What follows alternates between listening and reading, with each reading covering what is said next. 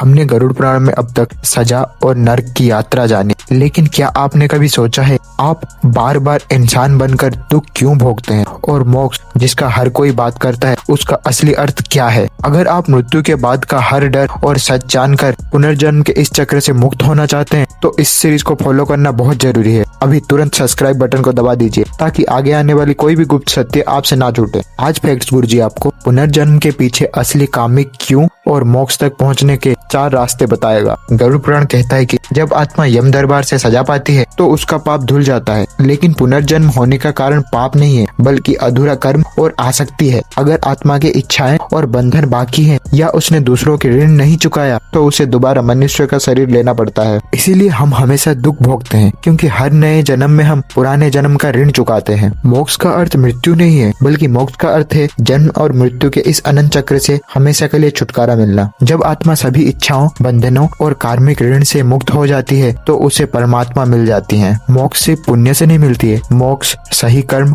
और वैराग्य से मिलता है। गरुड़ पुराण ने मोक्ष तक पहुंचने के लिए 4 मुख्य रास्ते बताए हैं। कर्म योग, बिना फल के चिंता किए निष्कपट सेवा करते रहना। भक्ति योग, पूरे दिल से ईश्वर का विश्वास और प्रेम करना। ज्ञान योग, आत्मा और परमात्मा के सच्चे रूप का ज्ञान प्राप्त करना। ध्यान योग, मन को शांत करके आंतरिक शांति को खोना। को इस जीवन में सिर्फ एक रास्ता चुनना है ताकि अगला जन्म आपकी आखिरी यात्रा हो। तो मित्रों, ये था पुनर्जन्म और मोक्ष के पीछे असली कार्मिक सत्य। कमेंट्स में जय श्री हरि लिखकर पुनर्जन्म के इस चक्र से मुक्ति का संकल्प लीजिए और इस सीरीज को लाइक और शेयर कर लीजिए।